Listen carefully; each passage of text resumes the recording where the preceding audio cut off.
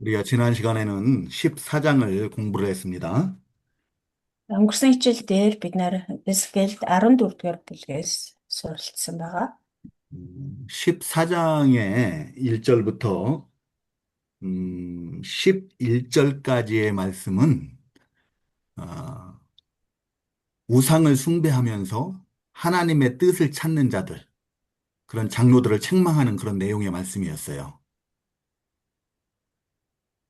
14-р бүлгийн 1-ээс 11-р эшлэл хүртэл юунд тухай өгүүлсэн бэ гэхээр а, янз бүрийн элдвийн шүтдэг хэрний хажуугаар нь Бурхны хүсэл тааллыг мэдэх гэсэн асууж мэдэх гэсэн ахмадуудын тухай өгүүлсэн байгаа. 우상이 Тэднийг 무엇이냐? зэмлсэн. 우상이 무엇이냐 하면은 우리 마음 최고 높은 곳에 자리하고 있는 거. 하나님이 아닌 우리 마음 최고 높은 곳에 자리하고 있는 것이, 차지하고 있는 것이 곧 우상이다. За тэдгээр ахмадуудыг зэмлсэн агуулга байгаа. За тэгээд энэ шүтэн гэж одоо ер нь юу юм бэ гэх юм бол бидний зүрх сэтгэлдээ хамгийн одоо хүндэт суудалд өөрөлдвөл хойморт гэсэн үг тий бурхнаас өөр ямар нэгэн зүйлийг одоо залчихсан одоо тэнд одоо байлгаж байх юм бол тэр нь юу ч хийсэн гэсэн шүтэн болтгоо. 하나님께서는 그 우상을 원어상 표현으로 보면 썩은 나무 토막이라고 말씀하셔요. Тэгээд тийм хуурамч шүтэн тий хиймэл шүтэнүүдийг болохоор бурхан юу гэж хэлсэн юм бэ гэхээр ялцарсан мод гэж хэлсэн байна. 아무것도 할 수 없는 존재이거든요. Яагад гэвэл тэр хуурамч шүтэнүүд бол юу ч хийж чаддгүй. 근데 그런 것을 우리 마음의 최고 높은 곳에 자리하게 하고 그것에 이끌려 다니는 거예요. Гэтэл тийм юмнуудыг зүрх сэтгэлдээ оруулж залчхаад тэгээд тийм хуурамч юмнуудад уруу татагдаад дагаад явж байдаг. 그것이 우리로 하여금 영적으로 걸려 넘어지게 합니다. Тийм шүтэнүүд бид нарыг сүнсний хувьд төөрөгдүүлж бүдрэхэд хүргэдэг. 하나님에게서 멀어지게 해요. Бас биднийг бурхнаас холтуулдаг, 범죄케 합니다. гим нүгэл үйлдүүлдэг. 결국엔 파멸에 이르게 하는 거예요. Эцэст нь биднийг мөхөөж сүрүүлдэг. 이제 그런 우상을 숭배하고 있는 그 장로들, 그러면서도 겉으로는 하나님을 섬기는 척하는 하나님의 뜻을 구하는 자들을 하나님께서는 벌하실 것, 징계하실 것을 말씀하셔요. За тий зүрх сэтгэлтэй болохоор тийм элдвийн жигшүүрт шүтэнүүдийг байлгачаад тэгээд гаднаа болохоор бурханд үйлчилж байгаа дүр үзүүлж бурхны хүсэл тааллыг мэдэх гэсэн дүр үзүүлдэг ахмадуудыг бурхан зэмлэх болно, шийтгэх болно гэж сануулж хэлсэн байна. 징계의 목적은 하나님과의 관계 회복을 위해서라고 그랬습니다. Тийгүү шийдэж байгаа зорилго нь болохоор бурхантай харилцах харилцааг нь сэргээхийн тулд юм аа гэж хэлсэн. 하나님께서 아직도 사랑하셔서 그들이 하나님께로 돌이키게 하기 위해서 징계하시는 거라고 그랬어요. Бурхан тэднийг урд адил хайрлсан хിവэр байгаа. Тийм учраас тэднийг тэр гим нүглээс нь салгаж өөр лүгээ эргүүлэхийн тулд тийхүү шийтгэж байгаамаа гэж хэлсэн. 그 우상 숭배하는 하나님의 백성들을 하나님께서는 네 가지 방법으로 치실 것을 말씀하셨어요. За тийм элдвийн шүтэж байгаад гим нүгэл үлдэж байгаа тэр өөрийнхөө ард түмнийг бурхан дөрвөн арга замаар шийтгэх болно гэж хэлсэн. 첫 번째는 양식, 의지하는 양식을 끊어서 기근으로 치실 것을 말씀하셨고요. За нэгдүгээрт нь болохоор өсөглөнгөөр ямар ч одоо хоол ундгүй болооч тэр хоол ундыг нь тасалж тэгээд өсөглөн авчирч шийтгэх болно. 두 번째는 사나운 짐승으로 그 땅을 황폐케 하실 것을 말씀하셨고요. Хоёрдугаарт нь болохоор зэрлэг араатныг илгээж тэр газар нутгийг хинж амьдардаггүй эцгүй зилүүд газар болгоно гэсэн. 세 번째는 칼, 곧 전쟁으로 심판하실 것을 말씀하셨어요. Гуравдугаарт нь болохоор илт буюу дайн дайчнаар дамжуулан тэр газар нутгийг 그리고 네 번째로는 шийтгэх болно. 전염병으로 치시겠다라고 말씀하셨습니다. Дөрөвдүгээрт нь болохоор өвчин тахал гамшиг явуулж гэсэн байгаа. Энэ нь болохоор өвчин тахлыг хэлж байгаа. Гамшиг явуулж хүн амьтныг 예, шийтгэх 그때, болно. 그때 노아, 다니엘, 욥과 같은 사람이 있다 할지라도 그, 그들 자신 외에는 아무도 그들이 건질 수 없다라고 이렇게 말씀하셨어요. За тэгээ тийм тэр үед Ноа, Даниэл, Йов адилхан зөвхт хүмүүс байсан ч гэсэн тэд зөвхөн өөрсдийгөө л аварна уу гэхээс биш өөрийнхөө гэр бүл ах トゥ үр хүүхдүүдийг ч гэсэн аварч чадахгүй гэсэн байна. 오직 예수 그리스도만이 우리의 죄 문제를 해결하실 수 있다라고 그랬습니다. Зөвхөн Есүс Христ л бидний гэм нүглийн асуудлыг шийдэж чадна гэж хэлсэн. 예수 그리스도로만 우리가 죄 사함 받고 의롭다함 받고 구원 영생에 이를 수 있는 거예요. Зөвхөн Есүс Христэд итгэсэн итгэлээр л бид нэр тэр гэм нүглийн уучлалыг хүртэж аврагдаж чадна. 네, 지난 시간 말씀을 이렇게 좀 요약을 하고요. 이제 15장, 오늘 15장 공부하고 16장도 하는 데까지 공부해 보도록 하겠습니다. За өнгөрсөн хичээл бол энэ 14 дугаар бүлэг байсан. Тавчхандаа дүгнээд дахиад давтаад ярьлаа. Өнөөдөр 15 дугаар бүлэг болон хэрвээ амжих юм бол 16 дугаар бүлгийг бас 15장은 이스라엘을 쓸모없는 포도나무에 비유하는 그런 내용의 말씀입니다. Эсвэл 15 дугаар бүлэг бол Израилийг хэрэгцээгүй мод усан үзмийн модтой зүйрлсэн тийм бүлэг байна. 1절과 2절에 보면은 여호와께서 에스겔에게 물으십니다. 1, 2 дугаар ишлэл дээр эзэн бурхан Эскелээс асуусан 포도나무가 모든 나무보다 나은 것이 무엇이냐 물으셔요. усан үзмийн мод бусад моднуудаас юугаараа давуу юм бэ гэж асуусан. 숲속의 여러 나무 가운데 있는 그 포도나무 가지가 나은 것이 무엇이냐라고 재차 물으셔요. За энд л 2 удаа давтаж асуусан байна. Хүний хүү усан үзмийн мод бусад модноос усан үзмийн мөчөр ой моддын дундаас юугаараа давуу билээ гэж давтан асуусан байна.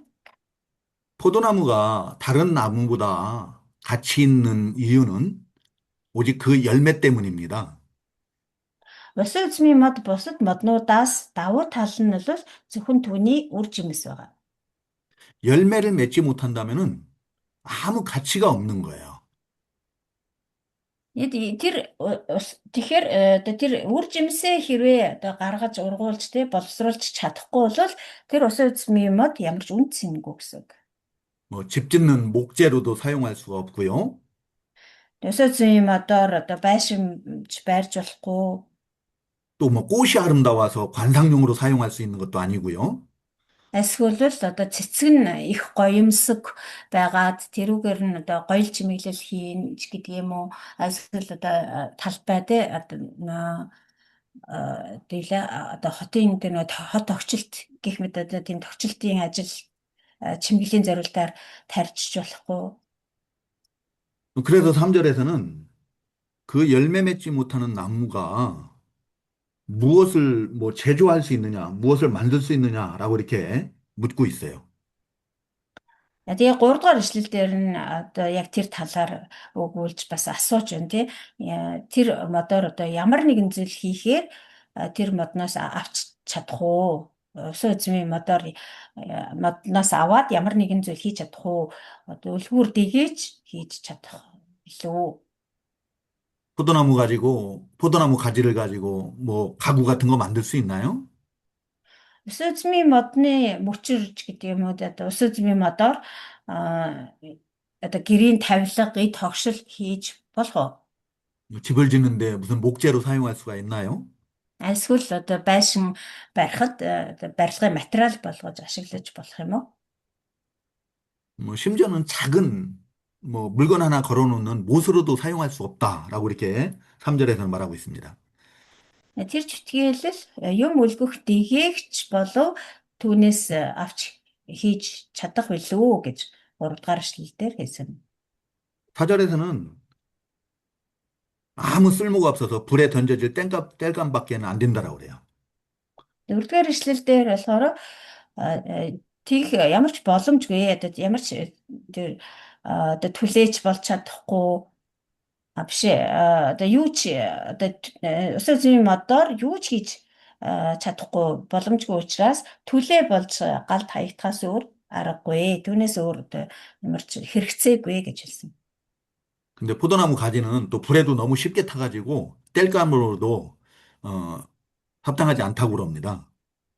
Гэтэл одоо түлээнд хэрэглэхэд ч гэсэн зохисгүй ягаад гэвэл нөгөө маш юм нарийнхан иштэй мөчөртэй байдаг учраас дорхноо шатаад дуусчдаг. Тийм болохоор олигтой хаахан түлээж болж чаддаг. 하물며 불이 그 두 끝을 사르고 그 가운데도 태웠다면은 무슨 쓸모가 있겠느냐라고 이렇게 강조해서 말하고 있어요. 그게 무슨 뜻이죠? 아, 불이 그냥 이 포도나무 자체도 네, 열매 맺지 못한 포도나무 자체도 쓸모가 없는데 하물며 네. 그 두 끝을 불에 태워졌다라는 거예요. 불에 음, 태워지고 또 그 가운데까지도 태워졌다라고 이렇게 본문에서는 얘기하고 있거든요. 그러면 음, 그게 무슨 쓸모가 있겠느냐라는 거죠. 숯덩이만 남은 거예요, 그러니까. 음. За тэгээд энд хоёр үзүүр нь галд шатаад дунд хэсэг нь нүүрс болсон байвал энэ ямар нэгэн юмд хэрэг болох уу гэж энэ өөрөөр хэлбэл ингээд юучгүй ингээд дорхноо бүрэн шатаад дуусчдаг юм аа. Одоо хоёр үзүүрийг нь ингээд үзүүрт нь одоо гал өглөө гэхэд тэр дунд хэсэг нь дорхноо дүнс болоод хувирчдаг л гэсэн үг. Одоо маш хурдан шатаад дуусчдаг гэсэн утгатай юм байна. Тэгээд тийм одоо төлөө болж төллөөч гэсэн дорхноо одоо ингээд шатчихдаг юм чинь ямар нэг юмд хэрэг болохоор тийм мод байж чадах уу гэж асууж. 그러니까 이 말의 의미는 남북 이스라엘이 하나님의 심판으로 멸망하게 됐는데 멸망 전에도 별로 가치가 없었는데 심판 이후에 무슨 가치가 있겠느냐라는 거죠. Мгм. За энд болохоор одоо цаавар нь далт бас утга санаа энд агуулгадж байгаа. Дунд хэсэг нь хоёр үзүүр нь галд шатаа, дунд хэсэг нь нүүрс болсон байл энэ ямар нэг юмд хэрэг болох уу? Тэгэхээр олигтой түлээж болж чаддгүй. Тэгээд одоо түлээ болголоо ч гэсэн дорхноо ингээд шатаад алга болцдог тий. Яг үүнтэй адилхан Израиль үндэстэн ч гэсэн одоо хоёр ийм үзүүр шиг хоёр ийм хэсэг болчихсон тий. Хойд Израиль, өмнөд Юда гэсэн хоёр хэсэг болчихсон. Тэгэд аль аль нь болвол ингээд шатаад тэгээд тэр дундах хэсэг нь ч гэсэн нүүрс болцдог. Тэгэд ингээд шатхаасаа өмнө ч гэсэн олигтойхон төлөө болж ингэж ашиглагдаж чаддгүй ямар ч үн цэнгүй байсан юм чинь шатсаны дараа бол бүр ч үн цэнгүй болох нь мэдээжээ гэсэн. 5절에서 그 답을 하고 있네요. 금방 말씀드린 것을 5절에서 음. 증거하고 있습니다. За энийг бол яг 5 дугаар эшлэл дээр нь хэлсэн байна. Сая багшийн тайлбарсныг. 하나님의 심판을 받기 전에도 이스라엘은 주변 나라들에 비하면은 지극히 작은 나라였어요. Бурхны энэ шийтгэлийг хүртэхээс өмнө ч гэсэн Израиль бол бусад хөрш зэрэгэлдээ улсуудынхаа хажууд тэдэнтэй харьцуулах юм бол маш жижигхэн тийм одоо үн цэнгүй улс байсан. 또 뭐 다른 나라에 비해서 더 의롭냐? 그렇지도 못해요. 목이 굳은 백성이라고 그러거든요. За тэгээд одоо эсвэл одоо ёс суртахууны хувьд ч гэдэг юм уу бусад улс үндэстнүүдээс илүү зөвхт ард түмэн байсан юм уу гэхээр бас тийм биш. Яа тэгвэл бурхан өөрөө тэднийг нэлээ зөрүүд хүзүүн хөшсөн зөрүүд гүжүүд ард түмэн гэж хэлсэн байна. 하나님의 심판을 받기 전에도 그렇게 다른 주변국에 비해서 우월한 면이 없었어요. Хөшүүн хүзүүтэй ч билүү. Ямар ч байсан бурхны шийтгэлийг хүртэхээс өмнө ч гэсэн бусад улс орнуудтай харьцуулах юм бол ерөөсөө одоо олигтой дээгүүр гарах тэднээс илүү давуу тайж гэдэг юм уу илүү зөвхт зүйл ерөөсөө байгаагүй. 하물며 자신들의 죄로 인하여서 패망하고 그 땅에서 쫓겨난 자들이 뭘 하나님 앞에 내세울 게 있겠습니까? Тэгээд тэр ч байтугай одоо тэр тусмаа өөрсдийнхөө тэр гим нүглээс болоод бурхнанда шийтгүүлээд бурхандаа хаягдаад тэгээд харийн нутагт олзлогдсон цөллөгдсөн тийм ард түмнээс олигтой юм юу харах вэ? 아무 쓸모가 없는 거죠. Нэг ясандаа ямар ч хэрэгцээгүй хүмүүсээсэн ард түмнээсэн гэсэн. 6절에서는 내가 숲을 가운데 있는 포도나무를 불에 던질 땔감이 되게 한 것 같이 예루살렘 주민도 그같이 할지라 라고 이렇게 말씀하셨어요. 6 дугаар эшлэлдэр бурхан тэдний талаар ингэж хэлсэн. Галт түлээ болгож миний өгсөн ойн моддын дундах усан үзмийн мод адил тийхүү би Иерусалимийн оршин суугчдыг хайсан. 열매 맺지 못하는 그 이스라엘을 하나님께서 심판하실 것을 말씀하시는 거죠. Нэгэсэндээ үр жимс гаргаж чадахгүй, үр жимс боловсруулж чадахгүй байгаа тэр Израилийг бурхан ямар ч хэрэгцээгүй мод мэд хайсан гэж байна. Мод мэд тийгүү шийтгэх болно гэж хэлж байна. 그리고 7절에서는 하나님께서 그들을 대적하신다라고 말씀하십니다. За мөн 7 дугаар эшлэл дээр би нүрээ тэдний эсрэг хандуулсан гэж хэлсэн байна. 그래서 하나님이 대적하실 때 그들이 그 불같은 하나님의 심판에서 살아나온다 할지라도 또 그들을 하나님께서 그 심판하시겠다라고 이렇게 말씀하셔요. Энэ 7 дугаар эшлээс харах юм бол би нүрээ тэдний эсрэг хандуулав. Тэд галаас гарч ирсэн ч гал тэднийг шатаах болно. Би нүрээ тэдний эсрэг хандуулсан үед та нар намайг эзэн мөн гэдгийг мэдэх болно гэсэн. Тэгэхээр бурхан тэднийг эсэргүүцнэ. Нүрээ тэдний эсрэг хандуулнаа гэдэг чи одоо тэднээс нүур буруулнаа. Тэдний эсрэг байх болно гэж хэлсэн. Тэгээд тэгснээрээ одоо шийтгэлээ явуулнаа гэсэн. За тэгээд тэр шийтгэл гал мэд тэр бурхны шийтгэлээс амьд гарч ирлээ ч гэсэн гал тэднийг шалтаах болно.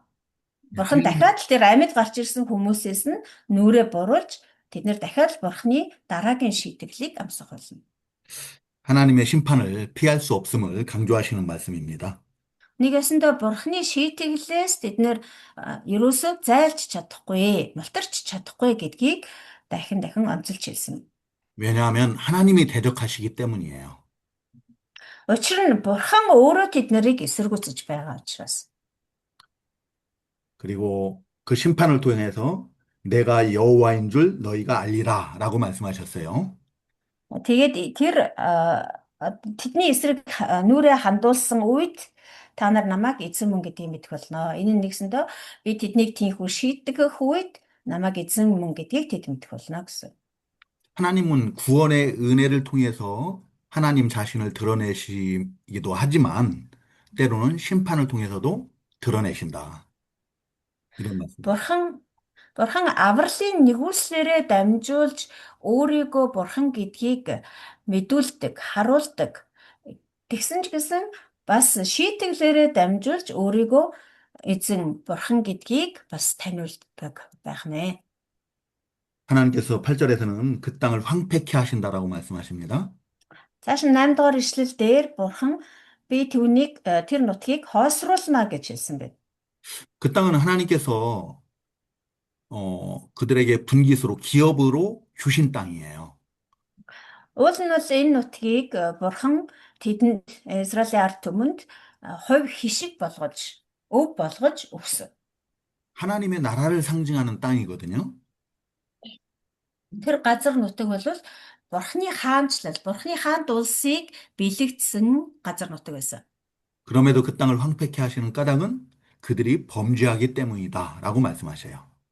Гэтэл тийм газар нутгаа хоосруулнаа гэдэг нь болохоор ерөөсөө тэднийг одоо эргэлт буцалтгүй шийтгэх болно гэм нүглийнхэн төлөө. 하나님께서 원하시는 좋은 열매를 맺어야 되는데 오히려 우상 숭배 같은 또 교만, 포악과 같은 그런 죄를 범하기 때문에 황폐케 하시겠다라는 거예요. Яг гэвэл бурхны хүссэн, бурханд тааламжтай үр жимсийг тэд нэр өөрөөсөө боловсруулах ёстой, гаргах ёстой, ургуулах ёстой байтал бурхны ерөөсөө хүсдэг, үзэн яддаг үр жимс буюу хуурамч шүтэн шүтэх, гэм нүгэл, садар самун, хулгай дээрэм гэх мэт тийм одоо гэм нүглийн үр жимсийг боловсруулж ирсэн учраас. 오늘날도 하나님께서 우리에게 주신 기업이 있습니다. Хүчирхийлэл гэх мэт. Өнөөдөр ч гэсэн бидэнд бурхны өгсөн өв байдаг. 우리의 자녀가 기업이라고 그랬어요. Бидний үр хүүхдүүдийг бурхан өв гэж хэлсэн. 또 우리의 가정이 기업이고 일터가 기업이고 교회가 기업이에요. Бас бидний гэр бүл бурханаас өгөгдсөн өв мөн бас бидний ажлын талбар мөн чуулган бол бас бурханаас өгөгдсөн өв мөн юм аа. 시편 16편 5절과 6절에 보면은 그런 기업을 하나님께서 우리에게 줄로 재어 주셨다라고 이렇게 표현을 해요.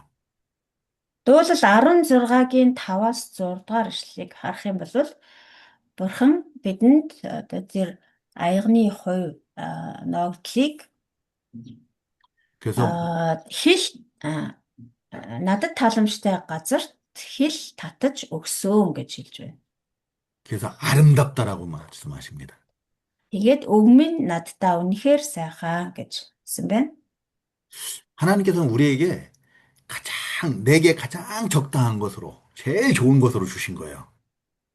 Өөрөөр хэлбэл бурхан надад өгөхдөө надад хамгийн тохиромжтой бас хамгийн сайныг өгдөг.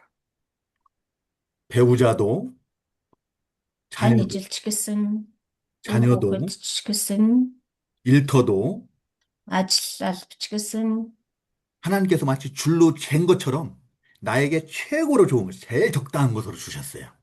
бурхан яг л тэр одоо хэмжиж байгаад өгсөн юм шиг тий бүгдийг одоо хэмжиж одоо бид нөгөө хувцас захиалгахдаа яг биеийнхээ хэмжээ дамжааг өгж жагаад яг таарсан хувцас захиалдаг шиг бурхан бидэнд энэ өвийг яг л тэгж хэмжиж өгдөг. хэмжсэн юм шиг яг тааруулж өгдөг.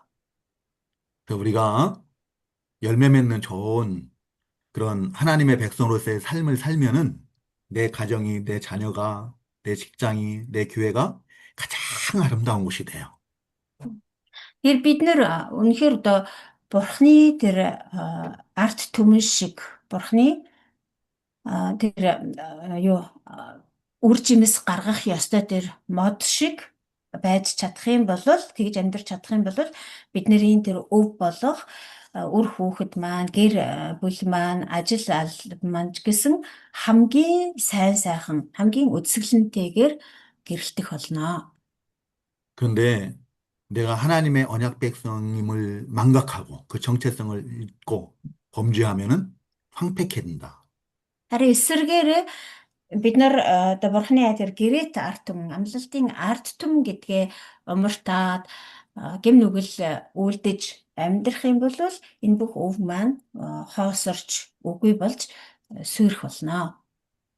본문 외에도 하나님께서는 성경 여러 곳에서 이스라엘이 이스라엘을 포도나무로 비유해서 말씀하셔요. Тэгээ яг энэ хэсгэл 15 дугаар бүлгээс гадна бас Библийн олон ишлэл дээр Бурхан Израилийг усан үзмийн модтой зүйрлэж хэлсэн байдаг. 호세아서 10장 1절, Хосея номын 11 10-장 1절, 또 예레미야 2장 21절, Иремия 2-ын 2장 21절, 21, Иремия 2-ын 21, 또 이사야 5장 1절에서 7절, Исая 5-ын 1절에서 7절, 네, 1절에서 7절. 1-7, Исая 5-ын 1-7. 뭐 가장 대표적인 말씀이 이사야서 5장의 말씀인 것 같아요.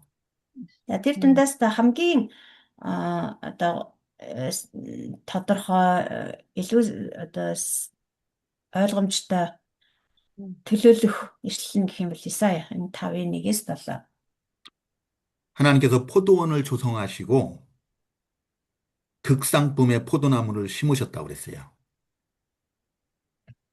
За эндээс Исая 5-ын 1-7-ыг харах юм бол Бурхан усан үзмийн талбайтай байсан. Тэгээд тэрээр усан үзмийн талбайг арчил тойрдоод шилмэл усан үзмийг суулгасан гэж байна. 그리고 좋은 포도맺기를 바라셨는데 먹지 못할 들포도를 맺었다고 탄식하셔요. Тэгээд сайхан усан үзэм гарнаа гэд хүлээж байтал гашуун усан үзэм ургажээ хэмээн халгалсан байна. 그래서 하나님께서 그 포도원을 허시겠다라고 곧 심판하시겠다고 말씀하셔요. За тийм учраас Бурхан одоо тэр усан үзмийнхээ талбайд юу хийх гэж байгаагаа та нарт өгүүлье. Би одоо тэр усан үзмийн талбайг авч хаяж шатаах болно. Таныг нь нурааж талхлагдсан газар болгоно. 우리 예수님께서도 친히 요한복음 15장에서 나는 포도나무요, 너희는 가지라라고 말씀하셨어요. Бидний эзэн Есүс ч гэсэн Иохан номын 15 дугаар бүлэг дээр хэлэхдээ би бол жинхэнэ усан үзм юм ат харин та нар миний мөчрүүд гэж хэлсэн. 그가 내 안에, 내가 그 안에 거하면 열매를 많이 맺는다라고 말씀하셔요. Тэгээ та нар миний дотор, би та нарын дотор байх юм бол арвин их үр жимс ургуулнаа. 그러나 나를 떠나서는 너희가 아무것도 할 수 없다라고 말씀하십니다. Харин надаас салах юм бол надаас ангид байх юм бол та нар юу ч хийж чадахгүй гэж хэлсэн. 우리 하나님께서 오늘날 우리에게 원하시는 그 열매는 무엇인가? Өнөөдөр Бурхан биднээс хүсэж байгаа үр жимс нь юу юм бэлээ? 우리가 잘 아는 것처럼 성령의 열매겠죠. Бидний сайн мэдж байгаа ариун сүнсний үр жимс, 또 빛의 열매, бас гэрлийн үр жимс, 이런 신앙의 열매들을 맺히기를 원하시거든요. гэх мэтлэн ийм итгэлийн үр жимсийг ургуулаасай гэж Бурхан хүсэж байдаг. 성령의 열매는 갈라디아서 5장 22절에 23절에 잘 증거되고 있습니다. Ариун сүнсний үр жимсийн талаар бол Галаат номын 5-ын 22-оос 23 дээр тодорхой хэлсэн байгаа. 사랑, 희락, 화평, 또 오래 참음, 자비, 양선, 충성, 온유, 절제. 이게 성령의 열매라고 그러죠. Хайр, баяр баясгалан, амар тайван, тэвчээр, инрэл, сайхан сэтгэл, итгэмжит чанар, дэлгүүн зан, өөрийгөө захирах. Эдгээр нь бол ариун сүнсний үр жимс юм аа гэж хэлсэн. 또 빛의 열매에 대해서는 에베소서 5장 8절 9절에 모든 착함과 의로움과 진실함이라고 증거하고 있습니다. За мөн гэрлийн үр жимсний тухай Эфес 5-ын 8-аас 9-дэр хэлсэн байгаа. Гэрлийн үр жимс нь бүхий л сайн зөвхт байдал ба үнэн дотор байна. 우리가 이런 열매를 맺어야 될 것을 지식적으로 너무 잘 알고 있어요. Бид нэр ийм үр жимс ургуулах ёстой гэдгийг одоо мэдлэгийн хувьд бол маш сайн мэдээд байдаг. 근데 우리의 삶의 현장에서, 우리 삶 가운데서는 그런 열매를 나타내 보여주지 못하는 게 문제인 거죠. Харин асуудлын гол нь юунд байдаг вэ гэхээр бид нар яг амьдрал дээрээ амьдралынхаа талбарууд дээр эдгээр үр жимсийг ургуулж харуулж чаддгүй нь гол асуудал юм аа.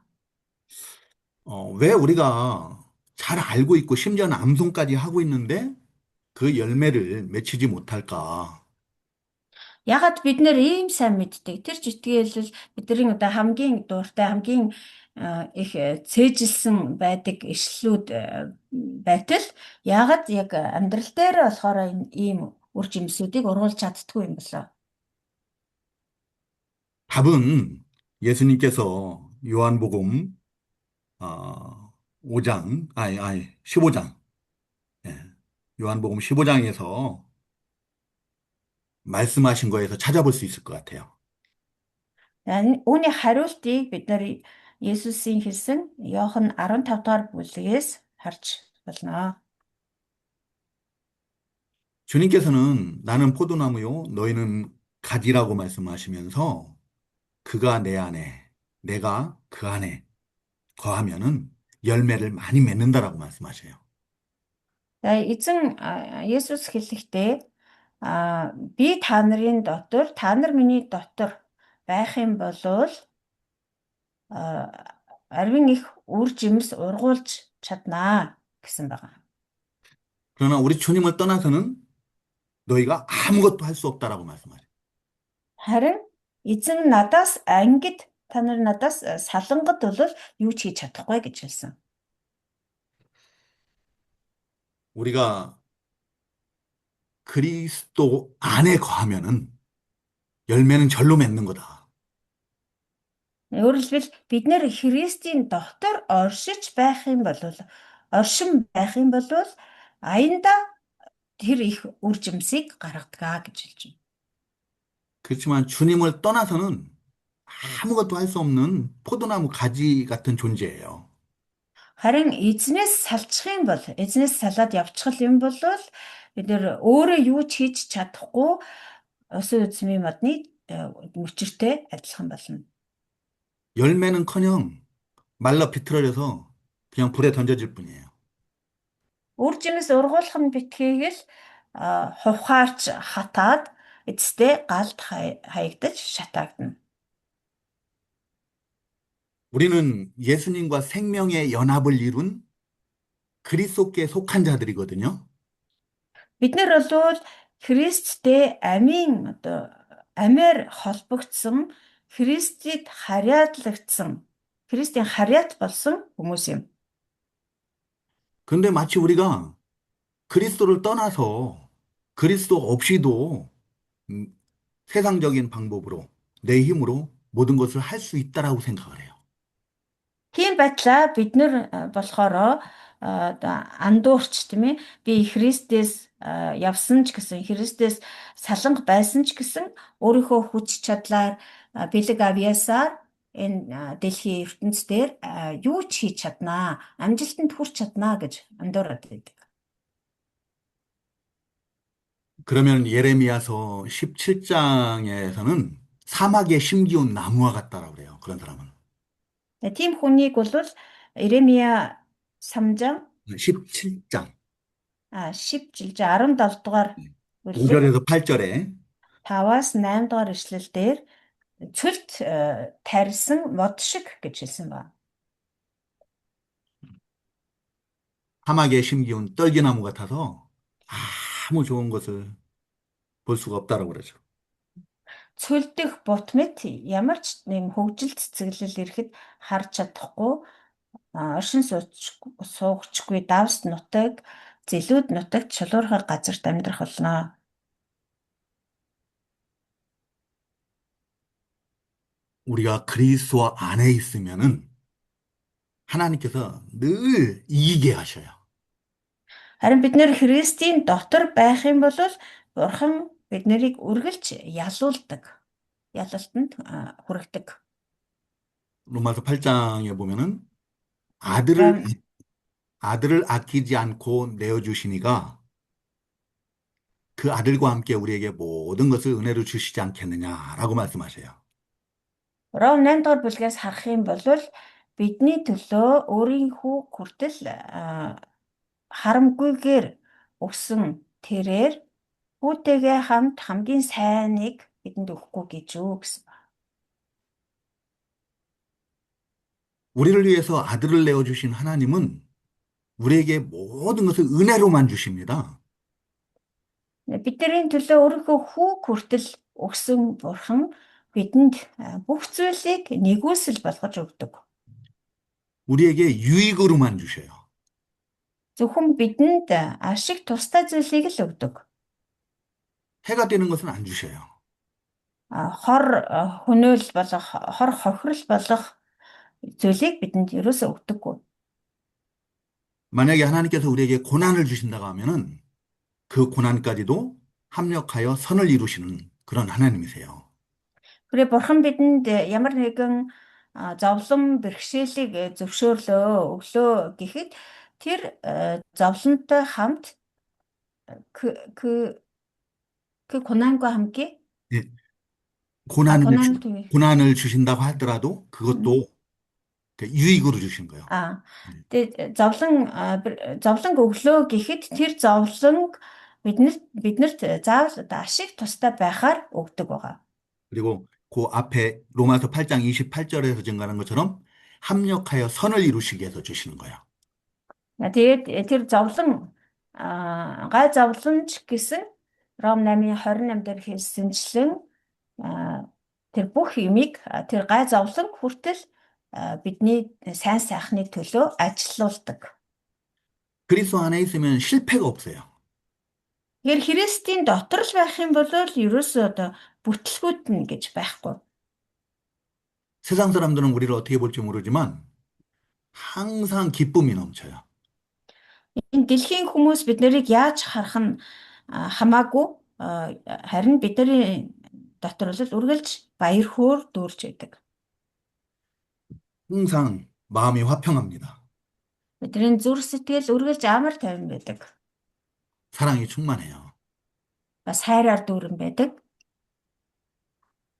마치 물가에 심기운 나무가 열매를 많이 맺는 것처럼 저절로 맺히는 거예요, 저절로. Яг л голын эрэгт таригдсан мод аяндаа тэр үр жимсэн цэцгэлж ургадагтай адилхан бид нараас ч гэсэн аяндаа тэр үр жимсүүд сайн сайхан үр жимсүүд ургаж боловсрдог. 근데 예수 그리스도를 떠나면은 항상 실패할 수밖에 없어요. Харин Есүс Христээс салчгал юм бол Есүс Христийг орхиод явхал юм бол үргэлж бүтлгүүдэл уналт ялагдал дагалдах болно. 늘 원망하고 불평하고 불만족하고 Ямагт л гомдлож, тавгүрхэж, уурлаж, уцаарлаж, сэтгэл хангалуун бус сэтгэл дундуур явдаг. 바울에게 육체의 가시가 있었잖아요. Паулд махан биеийн өргөс байсан тийм ээ. 바울이 그리스도 안에 있기 때문에 그 육체의 가시를 하나님께서 너무 자만하지 않게 하시려고 주셨다라고 그렇게 믿는 거예요. Тэгээ Паул өөрөө Христ дотор оршдог, Христ дотор байдаг байсан учраас тэр Бурхны тэр өгсөн махбодын өргөсийг өөртөө ашигтай өөрөөр хэлбэл одоо өөрийг нь хитрхи бардан болгохгүй тулд Бурхны өгсөн одоо ашиг тус гэж Паул үздэг байсан. 그것이 자기에게서 떠나기를 주께 3번 간구했지만 하나님 안 고쳐주셔요. Тэгэд өөр болохоор 3-ын 3 удаа Бурханаас энэ өргөсийг надаас аваад өгөөч гэж гуйсан боловч Бурхан авч өгөөгүй, зөвшөөрөөгүй.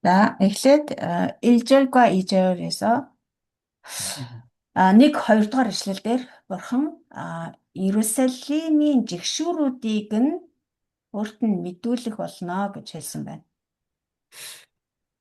지금 이 포로로 잡혀온 이스라엘 백성들의 관심사는 오직 언제 우리가 해방되어서 돌아가는 것인가 그거거든요. Одоо болохоор энэ Эзекиэлтэй хамт байгаа хүмүүс чинь олзлогдоод ирчихсэн тийм ээ. Тэр цөллөгт байгаа Израильчууд шүү дээ.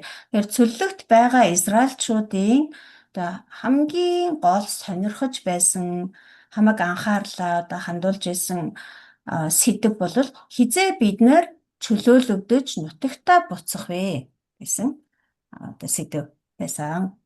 근데 하나님께서는 그거보다 더 근본적인 문제를 알게 하시겠다라는 거예요.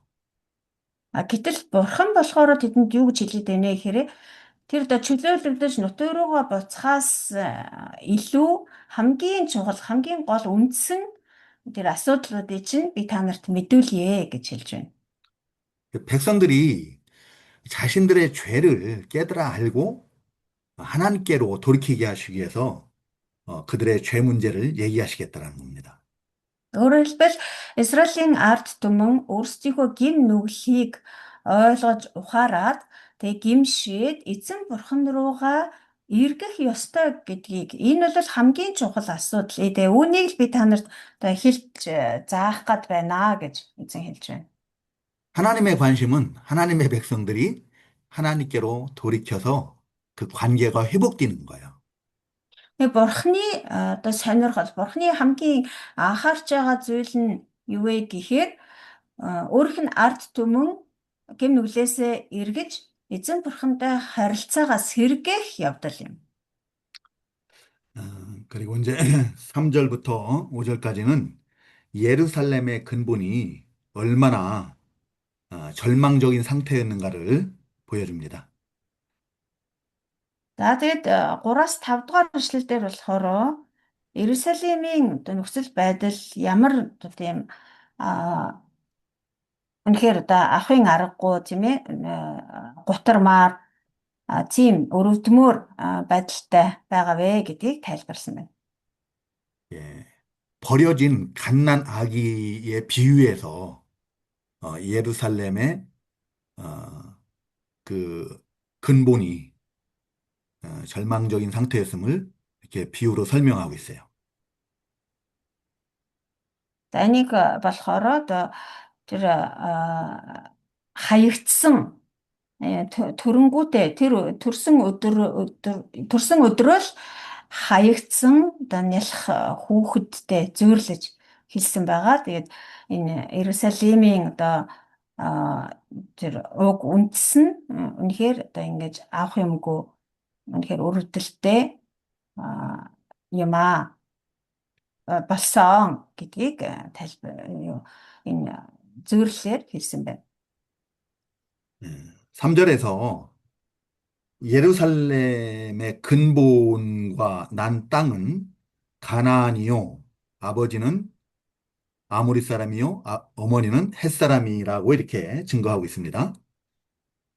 3 дугаар ишлэлийг харах юм бол Иерусалимийн уг гарал үүсэл чинь Канаанчуудын нутгаас агаад чи тэнд төрсөн. Эцэг чинь Амор, эх чинь Хит хүн байсан гэж хэлсэн. 이 말의 의미는 예루살렘이 있는 곳이 가나안 땅이라는 얘기예요. Энэ юу гэсэн үг гэхээр угаас одоо Иерусалимийн оршин байгаа газар чинь Канаанчуудын нутаг байсан шүү дээ. 그리고 그곳의 원주민은 아모리 족속 햇사람이라는 겁니다. Тэгэхээр Канаанчуудын нутаг гэдэг чинь одоо яг тентхийн уугуул иргэдэн нь бол Аморчууд болон Хитчүүд юм аа. 곧 그들은 하나님과 상관없는 자들이었던 거죠. Тэгэхээр энэ Аморчууд болон Хиттчүүд гэхээр нөгөө Канаанд байсан Канаанчууд гэж нэрлэгдэх 7 үндэстэн байгаа тийм ээ. Одоо тэдний одоо хоёр нь одоо яг энэ Иерусалимийн тэр газар нутаг дээр одоо амьдардаг байсан байна. Тэгэхээр эдгээр Аморчууд болон Хиттчүүд гэх мэт Канаанчууд бол уг гарал үүслээрээ бурхантай ерөөсө хамааралгүй хүмүүс байсан. 오늘날 우리들도 전에는 에베소서 2장 3절에 보면은 하나님과 상관이 없던 예, 본질상 진노의 자녀였다라고 이렇게 증거하고 있어요. Бид нар ч гэсэн яг адилхан тийм ээ. Эфес номон дээр 5-ын 3 дээр харах юм бол бид нар бол Эфесус 몇 장? 3절? 에베소서 2장 3절. 2-ын 3.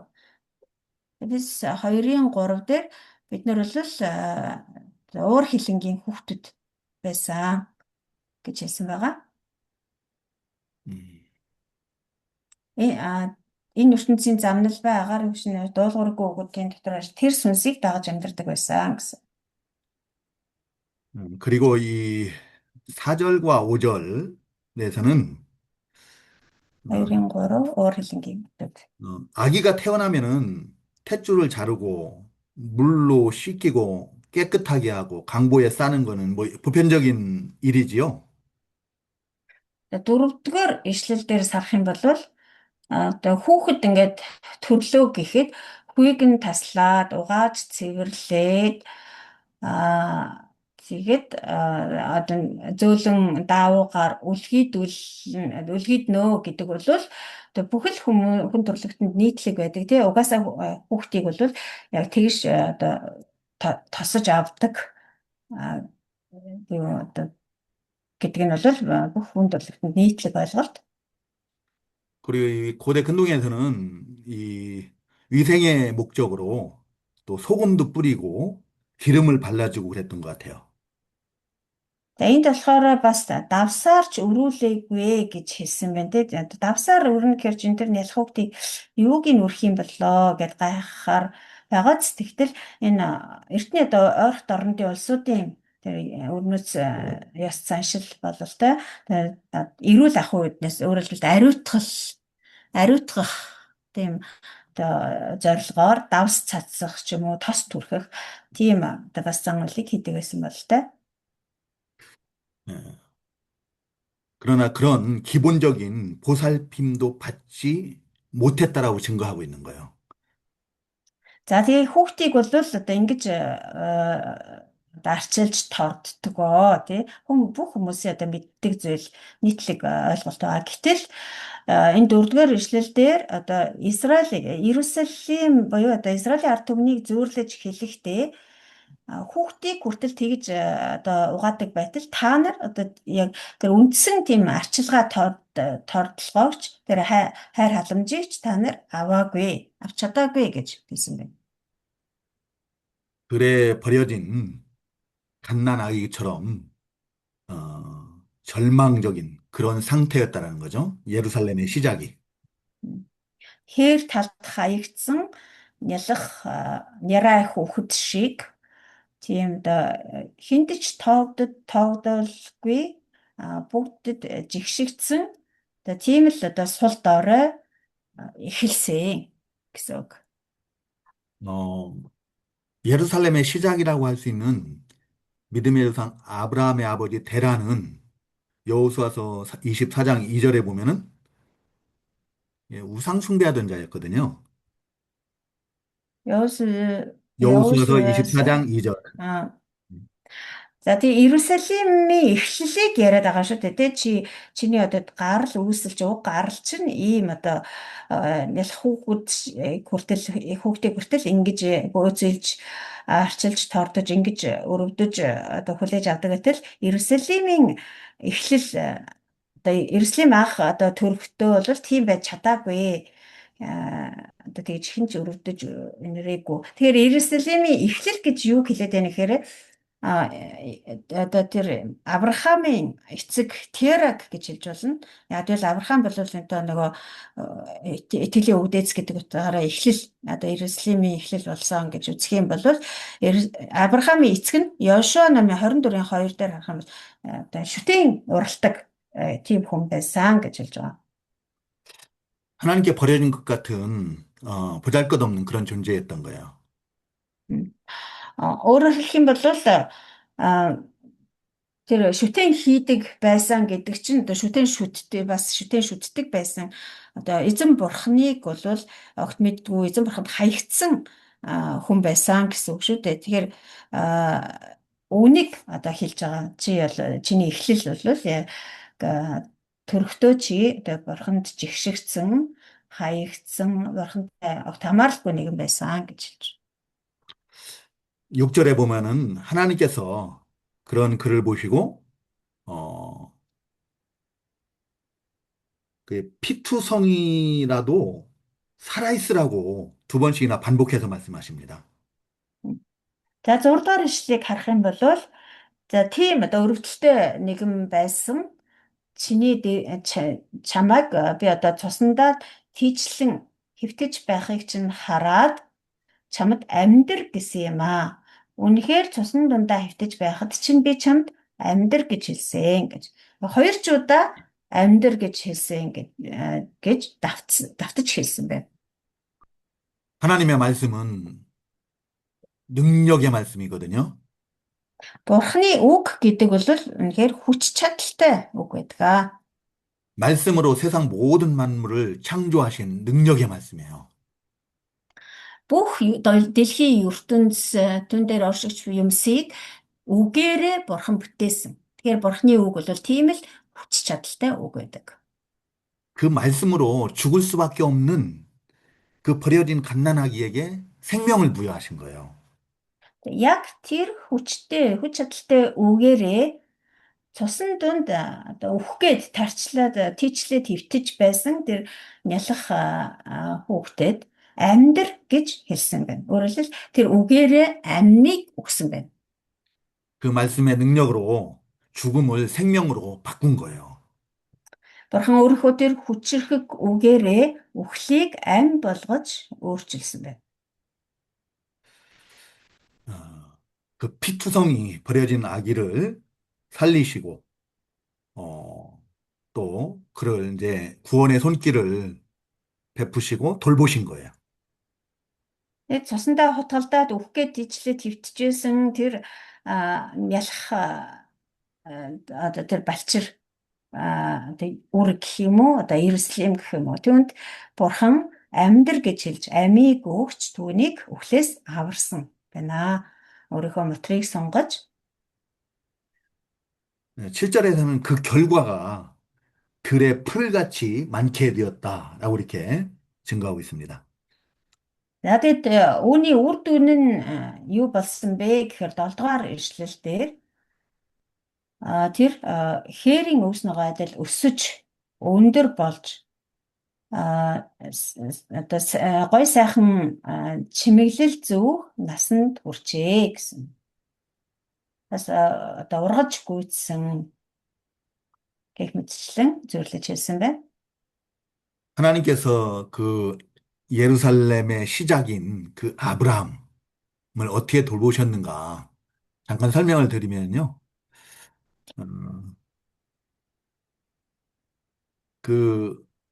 그 땅에 기근이 들었을 때, 흉년이 들었을 때 그들을 애굽으로 다 이동시키시죠. За тэгвэл одоо бодит байдал дээр энд ингэ зөвлөж хэлээд байгаа шиг бодит байдал дээр бурхан тэр Иерусалимийн одоо эхлэл гэж хэлж болох Авраамыг яаж ингэж халамжилж тордсон бэ гэдгийг харах юм бол тэр өсөглөн дөөрлөх үед Авраамыг Египт рүү явуулж өсөглөнгөөс аварсан. 그 아브라함의 자손들을 다 애굽으로 이주시켜서 요셉을 통해서 안전하게 보호하시는 거예요. За хожим нь Авраамийн үр удам болох Якоб болон түүний хүүхдүүдийг Йосефор дамжуулан бас Египтэд аваачиж тэр Канаанд болсон өлсгөлөнгөөс, их өлсгөлөнгөөс аварч бүгдийг нь Египтэд амьдруулсан. 이제 그 결과 하나님께서 그렇게 돌보신 결과 들의 풀같이 많게 되었다라는 거죠. Ингэж бурхан тэднийг халамжилж, арчилж тордсны үндсэн дээр тэд нэр хээрийн өвс ногоо адил өсөж бургасан, өсөж 출애굽기 өнөр 1장 өнөр өтгөн болсон. 출애굽기 1장 7절에 보면은 이스라엘 자손이 생육하고 번성해서 매우 강해졌다. 온 땅에 가득하게 되었다라고 증거하고 있어요. Итгэл номын 1:7-г харах юм бол Израилийн хүүгүүд өсөж үржин өнөр олвол болж улам хүчтэй болсоор тэр газрыг дүүргэвэ гэсэн байна. 출애굽 직전에 이스라엘에 있는 이스라엘이 애굽이 두려워할 만큼 많고 강했다라고 증거하고 있습니다. Өөрөөр хэлбэл Израильчууд Египтээс гарч явахаас өмнө Египтчүүдийг хүртэл айлгах хэмжээнд өнөр өтгөн болсон, бас хүчирхэг болсон гэж хэлсэн байгаа. 뭐 아브라함에게 하신 약속이 성취된 거라고 할 수가 있겠죠. За нэг талаараа энэ нь бол Авраамд өгсөн Бурхны амлалт биелэгдсэн хэрэгэ гэж хэлж болно. 그 자손들을 하늘의 별과 같이 번성케 하시겠다고 약속하셨는데 이루어진 거예요. Бурхан Авраамд амлахдаа түүний үр удмыг Тэнгэрийн одод мэт олон болгож өгнө гэж амласан. Тэр амлалт нь биелэгдсэн хэрэг гэж хэлж болох юм аа. 그 수는 많아지고 강해졌는데 그렇지만 여전히 벌거벗은 몸과 같다. 그러니까 하나님의 돌봄이 필요한 상태인 거야. За 7 дээр бас харах юм бол одоо ингээд өнөр өтгөн болоод өсөж торноод дөрнсөн ч гэсэн ч чи нүцгэн шалдан байв гэж Эзекиэл 16-гийн 7 дээр хэлж байна. Тэгэхээр энэ нүцгэн шалдан байваа гэдэг нь бол бас л одоо өсөж одоо төлөвшөж гүйцээгүй урдын адил Бурхны хайр халамж арчилгаа тортолгоо хэрэгтэй хിവэрэ байсан гэдгийг хэлж байгаа. 8절에서는 이제 그런 이스라엘을 애굽에서 건져내시고 옷으로 덮어주셨다. 벌거벗은 걸 가려줬다라고 이렇게 증거하고 있어요. За 8 дугаар ишлэл дээр Бурхан одоо тийм байсан Израилийг Египтээс чөлөөлж гаргаад тэгээд би хормойгоо чиний дээгүүр дэлгэж нүцгнийг чинь халахалсан гэж хэлж байна. Өөрөөр хэлбэл одоо тэр нүцгэн шалдан байсан тэр дотоод улимгийг нь Бурхан өөрөө нөхөж одоо дүүргэж өгсөн, халахалж өгсөн гэж хэлж байна.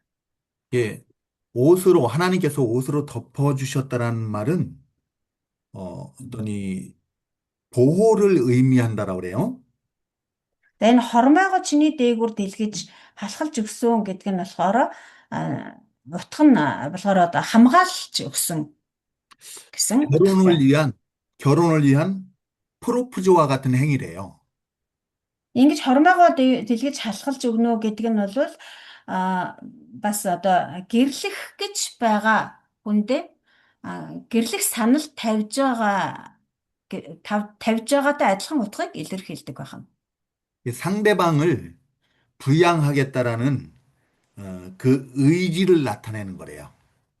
Хувцаараа одоо халахалж өгнө, хувцаараа хучиж өгнө гэдэг бол нөгөө хүнээ одоо би чамайг насан туршид чинь хайрлаж, хамгаалж, тийм ээ, халамжилж явах болно гэсэн өөрийнхөө хүсэл зоригийг илэрхийлж байгаа үйлдэл гэж тооцдог байсан. 룻기에 보면은 룻이 보아스를 찾아갔을 때 이 보아스가 옷으로 이렇게 덮어주거든요. Рут намаас харах юм бол Рут Боаз дээр очиход одоо Боаз түүнийг хочиж өгдөг. 그런 어떤 의미가 이 옷으로 덮었다라는 것은 그런 의미, 부양하겠다라는 그런 의지의 표현이다라고 이렇게 보면 되겠습니다. Тэгэхээр энэ мэдчлэн ингэж хувцаараа одоо хучиж өгнө гэдэг бол нэг ёсондоо би одоо чамайг ингэж хайрлаж хамгаалж үгүй хамгаалж асарч одоо тэжээж тэтгэх болно гэж байгаагаа гэсэн санаагаа илэрхийлж байгаа хэрэгэ гэж үздэг. 그리고 마치 신랑과 신부가 혼인 서약을 하는 것처럼 맹세하고 언약하여 너를 내게 속하게 하였느니라 라고 말씀하셔요. За мөн цааш нь 8 дугаар ишлэлийг цааш нь харах юм бол Бурхан хэлж байна. Би бас чамд тангаргалан чамайг минийх болгохоор чамтай гэрээнд нэгцэн гэж эзэн Бурхан тунхаглаж байна. Тэгээ энэ нь болохоор сүд залуу, сүд бүсгүй хоёр бие биендээ тангараг өргөж гэрлэлдэг тийм ээ нэгэн бие болж нэгддэгтэй адилхан Бурхан яг тэгж Израильд тангаргалж нэгдсэн гэж хэлж байна. 요 맹세하고 언약하는 것은 그래서 하나님께 속하게 했다라는 이 말씀은 출애굽기 15장 5절 6절의 말씀 음, 그것을 말하는 거라고 해요. Ингэж тангаргалж Израильтай нэгдсэн гэдг нь болохоор Гитлэл намын 15-ын 5 6 дугаар эшлэл дээр хэлснэн дээр үндэслэн хэлсэн байгаа. 출애굽기 15장 5절 6절. 출애굽기 19장 19장 19 гэж байна. 19장 10 5절 6절 15 биш 19-р бүлэг. Тэгээд 5-аас 6 дугаар эшлэл. 거기를 제가 읽어드리면은 세계가 다 내게 속하였나니 너희가 내 말을 잘 듣고 내 언약을 지키면 너희는 모든 민족 중에서 내 소유가 되겠고 너희가 내게 대하여 제사장 나라가 되며 거룩한 백성이 되리라. 너는 이 말을 이스라엘 자손에게 전할지니라. 그랬어요. За энийг уншия.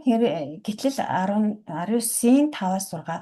Хэрэг та нар одоо миний үг дууг дуулууртай дагаж миний гэрээг сахих аваас та нар бүх ард түмний дундах миний үнэт өмч байх болно. Учир нь бүх дэлхий минийх. Та нар надад тахилчдын хаан тулс ариун үндэстэн болох болно. Энэ үгсийг чи Израилийн хүүгүүдэд хэл гэв. 그리고 그 바로 밑에 8절에 보면은 백성들이 그 말씀을 듣고 난 다음에 일제히 응답하여 이르되 여호와께서 명령하신 대로 우리가 다 행하리이다 하고 맹세로 언약을 하는 걸 볼 수가 있어요. За тэгээд цааш нь яг энэ ингэж хэлсний дараа 8 дугаар эшлэл дээр нь бүх ард түмэн нийтээрээ эзний айлдсан бүхнийг бид биелүүлнэ гэцгээв. Мосе ард түмний үгийг эзэнд дамжуулваа гэсэн байна. 하나님의 언약 백성이 된 겁니다. Ингэснээр бурхантай гэрээ байгуулсан. Бурханы гэрээт ард түмэн болсон гэсэн үг. 그리고 9절부터 13절까지는 하나님께서 그 혼인 서약을 한 이스라엘 백성들을 영화롭게 하시는 그런 내용이 증거되고 있어요.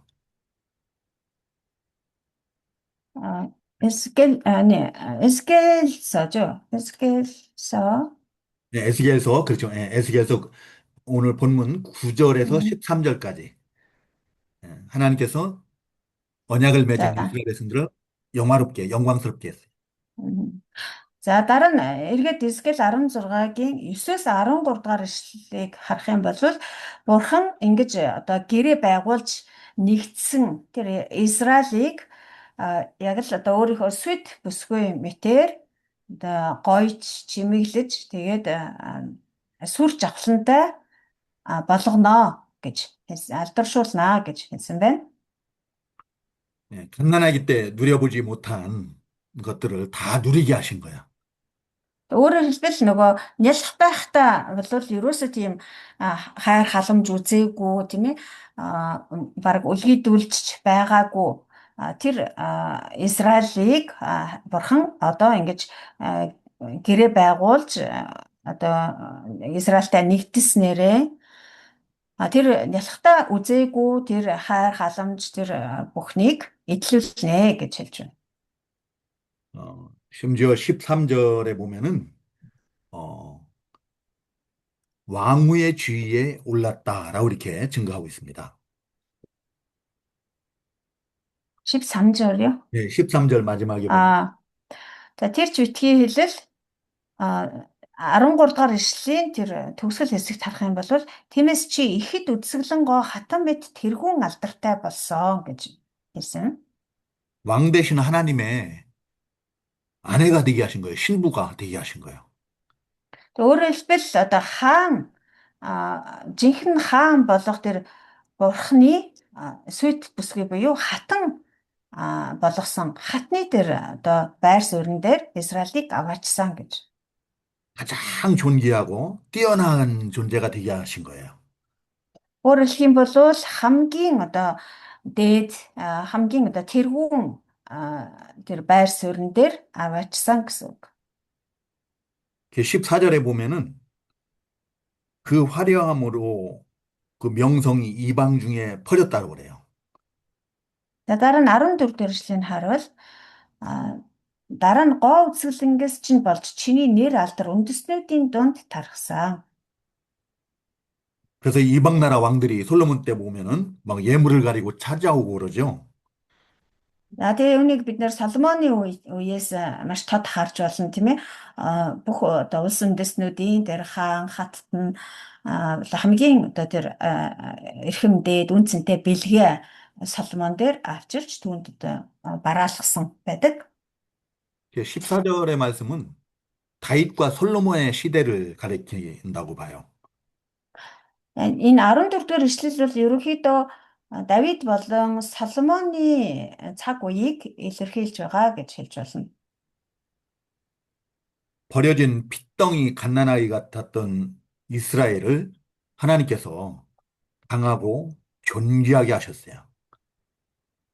Тэгээ урд нь хэлсэнчлэн тэр цусандаа хутгалдаад өөх гэж байсан тэр хээр хаягдсан нялхас шиг байсан тэр Израилийг бурхан ингэж хамгийн эрхэмдээд алдар сүр жавхлантай нэгэн болгож өргөмжилж өгчээ. 하나님께서 긍휼히 여기시고 살리시고 모든 필요를 공급하신 거예요. Бурхан Израилийг өрөвдөөж түүнийг аварч бүхий л одоо хэрэгцээг нь хангаж өгсөн байна. 근데 그런 언약을 맺은 하나님을 이제 버리는 거예요. 15절 이하에서는. За ингээд цааш нь 15 дугаар ишлээс хойш харах юм бол ингэж одоо бурхантай гэрэлсэн хэрнээ. Тэгээд тэр гэрээний дагуу бурхан тэднийг өрөвдөөж, нэгүүлсэж, аварч, хангаж өгч байхад Израиль өөрөө бурханыг хайсан, бурханаасаа аварсан гэдэг тухай өгүүлж байна. 15절에서 34절까지는 하나님의 은혜를 입은 예루살렘이 은혜를 망각하고 영적 음행을 행하는 그런 내용이 증거되고 있습니다. За 15-аас 34 дугаар ишлэл хүртэл болвол тэр бурхны тэр хайр ивэлийг хүртсэн Израиль бурхны тэр бүхий л тэр өөрт нь үзүүлсэн хайр нэгүслийг умартаад сүнсний завхаарлыг үүсэн сүнсний хувьд садар самууныг үйлдсэн гэдэг тухай өгүүлж байна. 그렇게 존귀하게 된 것은 전적으로 하나님의 은혜거든요. Израиль тэгэж одоо эрхэм хүндэт одоо эрхэм хүндтэйгээр өргөмжлөгдсөн нь бол бүрэн бурхны нэгүсэл байсан. 근데 15절에 보면은 그들이 그 하나님을 버리고 음행을 했다라고 그래요. Гэтэл 15 дугаар ишлэлээс харах юм бол тэд тэр бурхнаа орхиж садралсан гэж хэлж байна. Завхаарсан. 그들이 어떻게 음행을 했는가 하면 16절에는 의복을 가지고 자신들을 위해서 여러 가지 색으로 산당을 꾸몄다라고 이렇게 증거하고 있어요. За яаж садарлаж яаж завхаарсан бэ гэхээр 16 дугаар ишлэлээс харах юм бол тэд зарим хувцснуудаа авч өнгө бүрийн мөргөлийн өндөрлгүүдийг өөрсдөө бий болгож хийх ёсгүй хошигц тохиолдохгүй тийм садар самууныг тэдэн дээр үлдвэ гэсэн.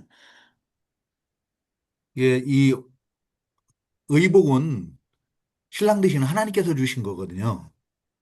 За тэдний тэр одоо хувцас гэдэг байгаа тэр зүйлс нь болохоор тэр хувцснууд нь болохоор одоо Израилийн сүйт залуу буюу нөхөр нь болох Бурхны өгсөн хувцснуудыг хэлж байгаа. 하나님께서 주신 걸 가지고 우상을 숭배하고 있는 거예요. Өөрөөр хэлбэл Бурхны Израильд өгсөн тэр юмсаар тэр юмсыг тэр хуурамч шүтээнүүдэд өргөж зориулж байсан гэсэн үг. 17절에서도 하나님께서 준 금과 은과 장식품으로 바알을 만들어서 숭배하고 있는 거예요.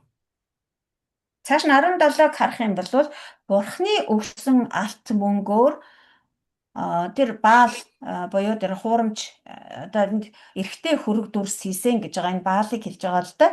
Тэгээ Бурхны өгсөн алт мөнгөөр мөнгөө тэр Баалд аваачиж өргөж байсан. Баалд зориулж байсан.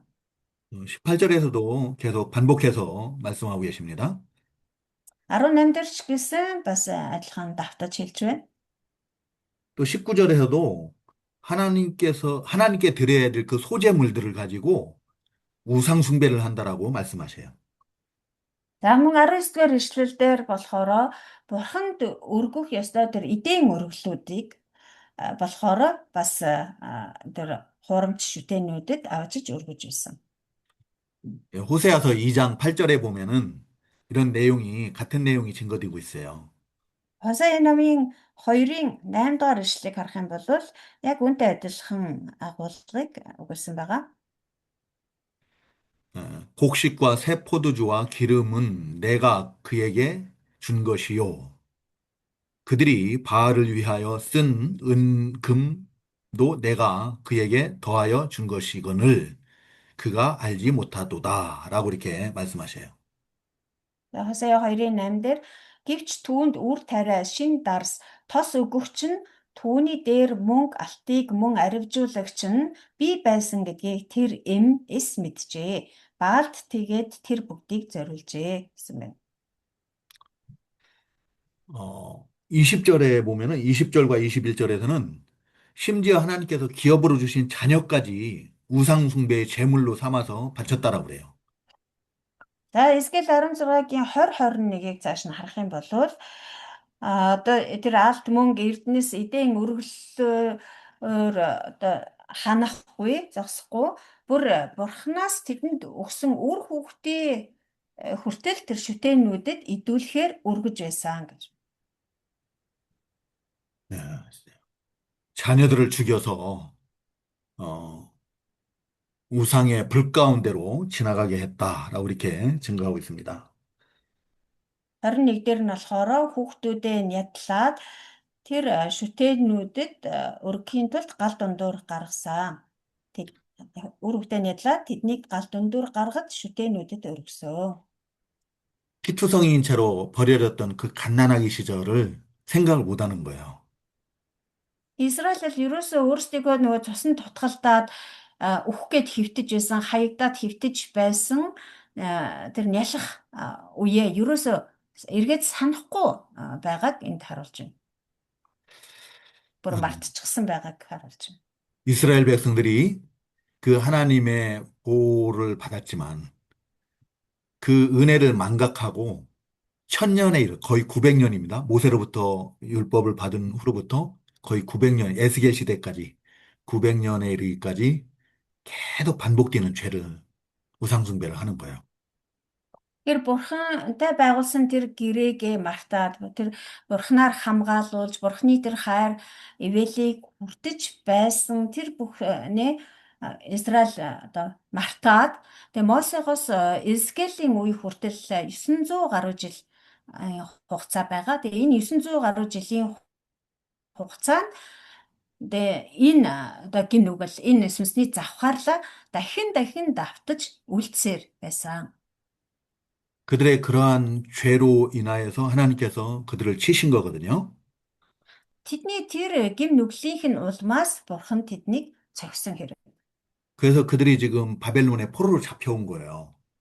Тийм учраас тэд нэр Бурхны шийтгэлийг амсаж Бабилонд олзлогдоод ирчихсэн байгаамаа. 그 자신들의 그 죄를 깨닫고 돌이킬 생각은 안 하고 언제 우리가 돌아갈까? 그것만 생각하고 있어요.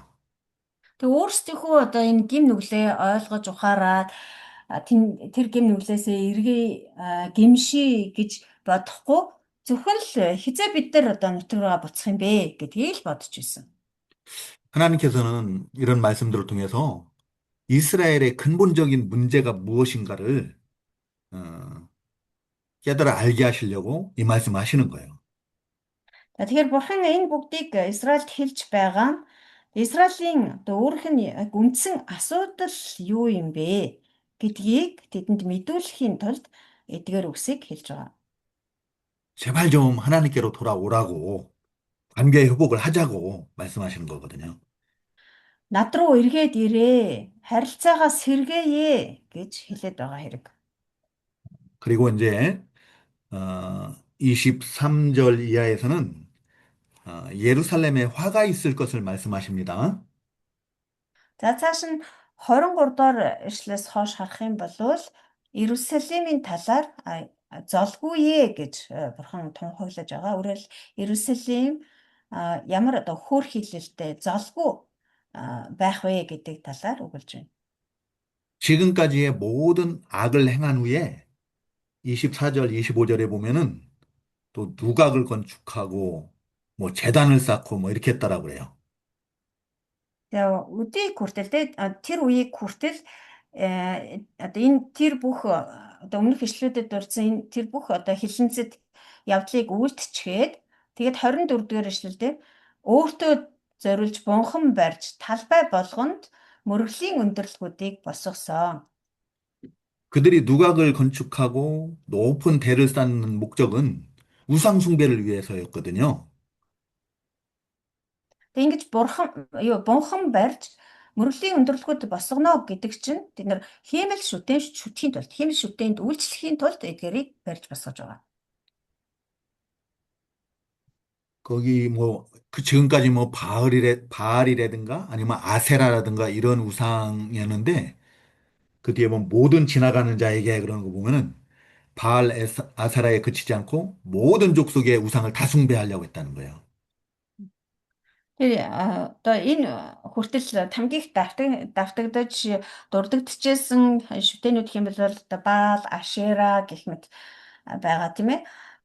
Гэтэл одоо болохоор хажуугаар өнгөрөгч болгон руу хөлөө сунгасан гэж 25 дахь ишлэлийн төгсгөлд хэлсэн байна те. Хажуугаар өнгөрөгч болгон руу хөлөө сунгасан гэдэг нь зөвхөн Баал Ашераагаар зогсохгүй хавцсан ойрцсон тэр бүхий л тэр хуурамч шүтээнүүдэд үйлчилж тэдэндээ завхаардаг болсон гэсэн үг юм. 처음에는 산에다가 산당을 짓고 우상을 숭배했었거든요. Эхэндээ болохоор тэр уул толгод дээр тэр мөргөлийн өндөрлгүүдийг босгоод тэгээ тэндээ очиж одоо тэр шүтээндээ мөргөж үйлчилдэг байсан. 근데 이제는 성읍의 모든 거리에 우상 숭배를 위한 그런 누각을 짓고 대를 쌓고 그런 거예요.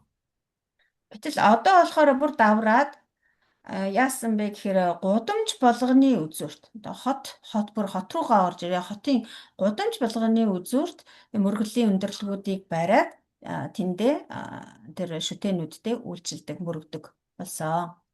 예레미야서 11장 13절에 보면은 Иремья 11-ийн 13 дугаар эшлэгийг харах юм бол 유다야 내 신들이 내 성읍의 수와 같도다. 너희가 예루살렘 거리의 수대로 그 수치스러운 물건의 제단 곧 바알에게 분향하는 제단을 쌓았도다. 라고 이렇게 증거하고 있어요. Иремья 11-ийн 13 Юда бурхад чинь чиний хотууд шиг олон биш үү?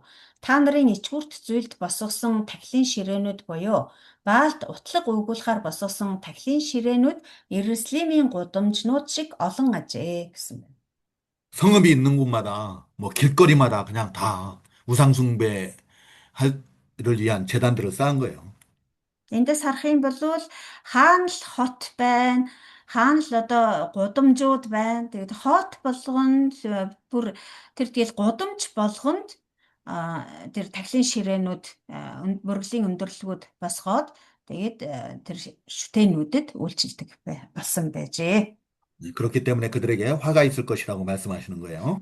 Тийм учраас бурхан тэдэнд золгүй ээ гэж хэлсэн байна. 두 번째 화가 있을 것을 말씀하신 이유는 하나님보다 이웃 나라를 더 의지했다라는 거예요. За тэгэхээр бурхан одоо Израильтай хандаж золгүй ээ гэж бурхан тунхаглаж байна гэж 23 дээр гарч байгаа тийм ээ. Тэгээд яагаад ингэж золгүй ээ гэж хэлсэн бэ гэдгийн шалтгааныг одоо ингэ тайлбарлаад байна. Нэгдүгээрт нь болохоор саяны одоо тэр гудамж болгонд хот болгонд тий мөргөлийн өндөрлгүүд байгуулж тэд хурамчтай зориулж одоо мөрдөг гэсэн. За хоёрт нь болохоор Израильчууд бурханд итгэж найдахаасаа илүү хар үндэстнүүдэд итгэж найддаг байсан учраас залгүй ээ гэж хэлж байна. 26절부터 29절까지가 그런 내용의 말씀입니다. За энэ нь болохоор 26-ээс 28 29절까지.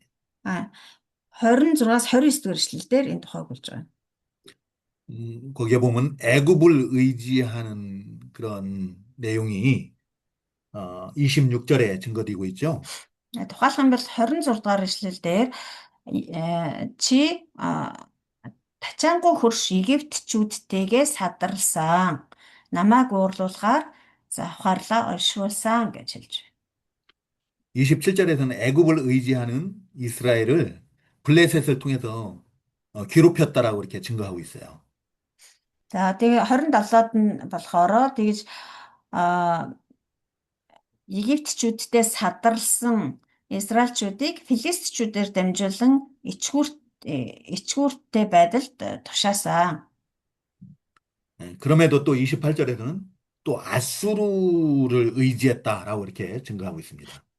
За тэгсэн ч гэсэн тэд нэр одоо тэр сүнсний завхаарлаа зогсоогоогүй 28 дээр ассирчүүдтэй очиод садар самааныг үлдсэн гэж.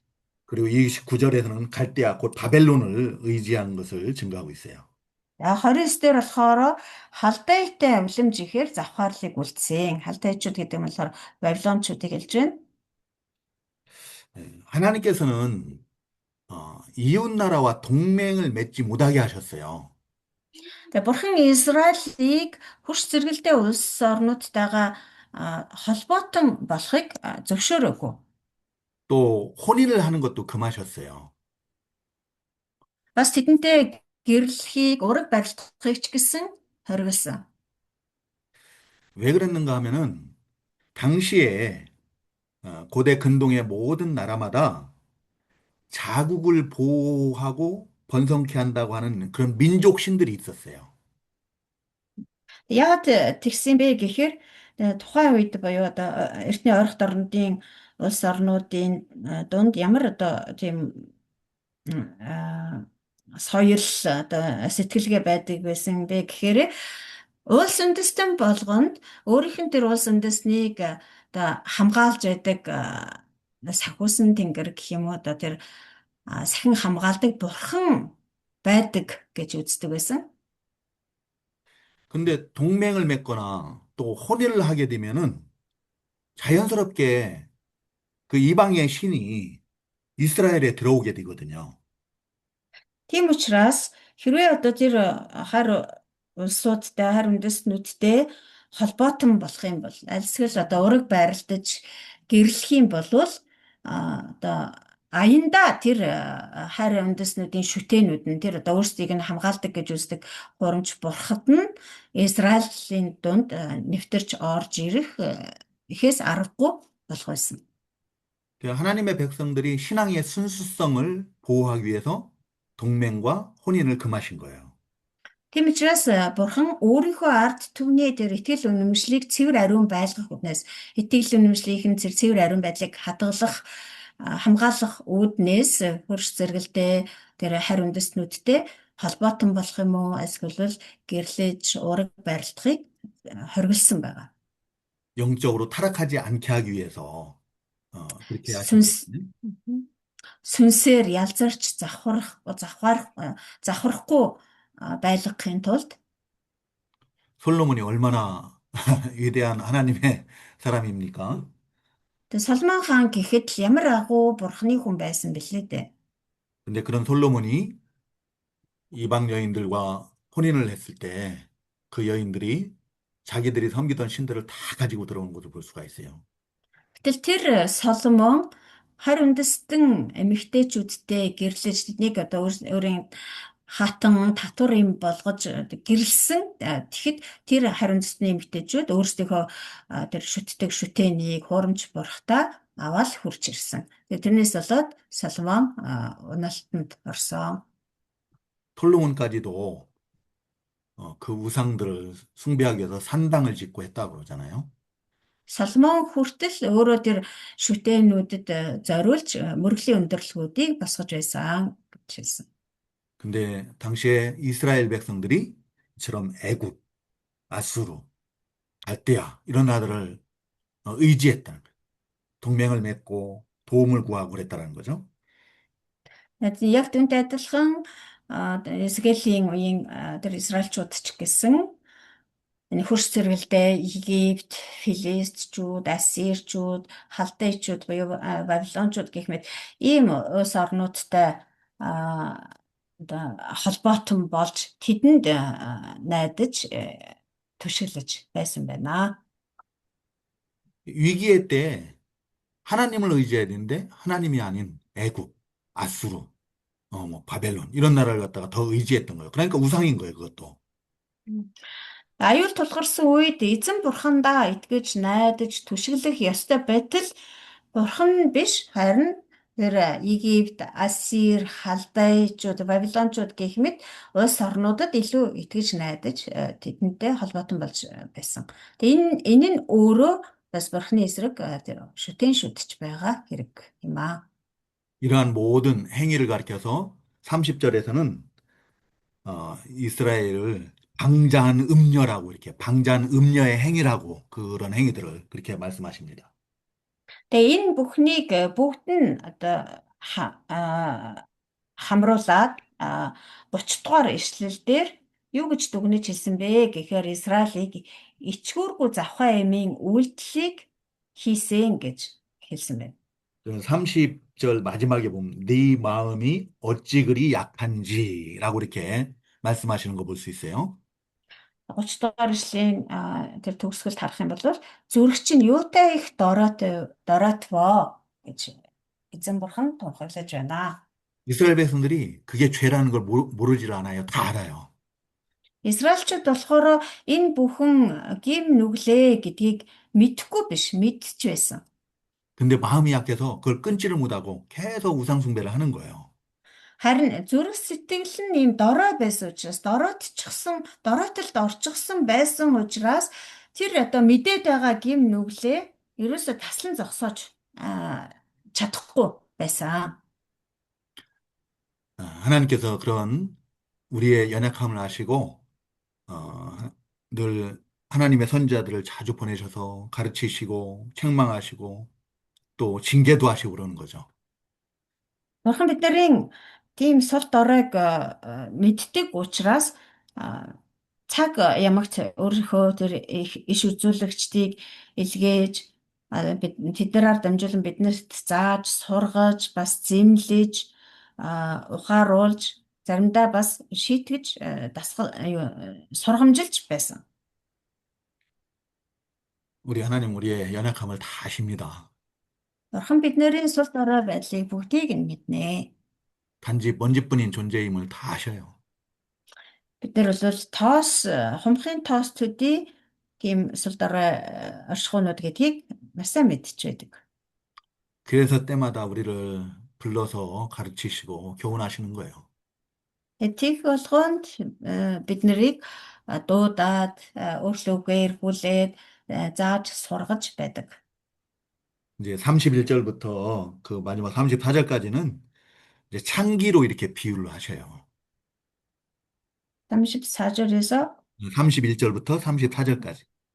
31-ээс 34-р эшлэл хүртэл болохоор Израилийг янхантай зориулсан байгаа. 창기들은 자기들의 생계를 위해서 돈 벌려고 뭐 음행을 하지만 이스라엘은 오히려 돈을 줘가면서 욕망을 채우기 위해서 음행한다고 책망하십니다.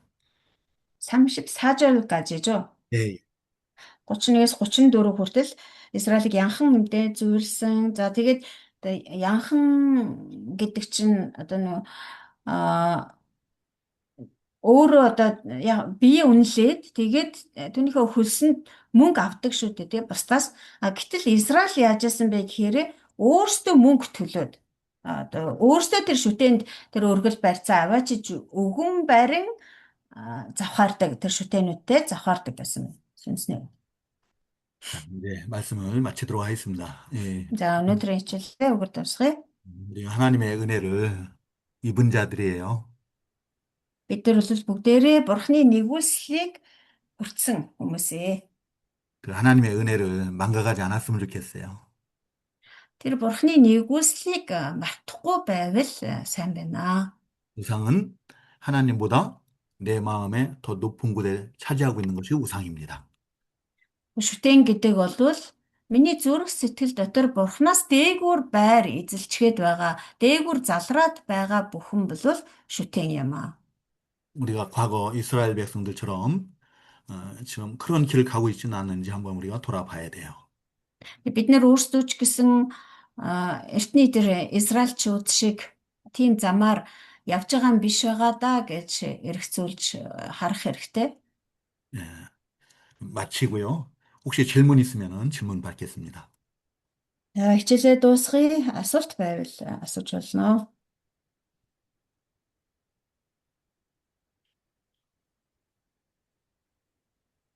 예, 없으면 기도로 마치겠습니다. Байхгүй бол залбираа дуусгая.